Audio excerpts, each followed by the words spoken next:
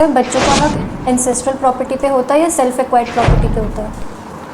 ऐसा है, ये क्वेश्चन जो है बहुत ज़्यादा पूछा जाता है कि बच्चों का राइट जो है इनहेरिटेंस प्रॉपर्टी में केवल सेल्फ एक्वायर्ड में ही होता है या फिर जो है वो एंसेस्ट्रल प्रॉपर्टी में भी होता है।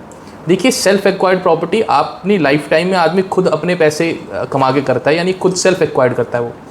वो उसको कैसे भी डिस्पोज ऑफ कर सकता है अकॉर्डिंग टू हिज विश, चाहे वो उसको किसी को भी दे दे या दान कर दे, प्राइम मिनिस्टर रिलीफ फंड, मतलब जो भी चाहे वो ही is capable enough to dispose of the property as per his will, चाहे बच्चों को दो चाहे किसी को भी दे दे।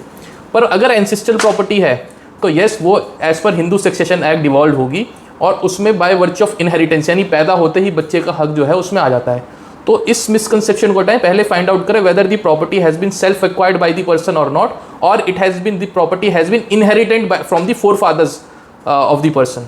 तो अगर फोर फादर्स की तरफ से इनहेरिटेंस है, यानी दादा इलाई प्रॉपर्टी है, पुरानी प्रॉपर्टी है, 2-3 जनरेशन से आई चली जा रही है, तो फिर बाय वर्च्यू ऑफ बर्थ उस बच्चे का राइट है। बट अगर सेल्फ एक्वायर्ड प्रॉपर्टी है तो आप उसके साथ, अगर जो ओनर है उसके साथ कुछ भी करे उसकी विश है, वो कोई बच्चे फोर्स नहीं कर सकते कि आपको हमें ये प्रॉपर्टी देनी ही पड़ेगी।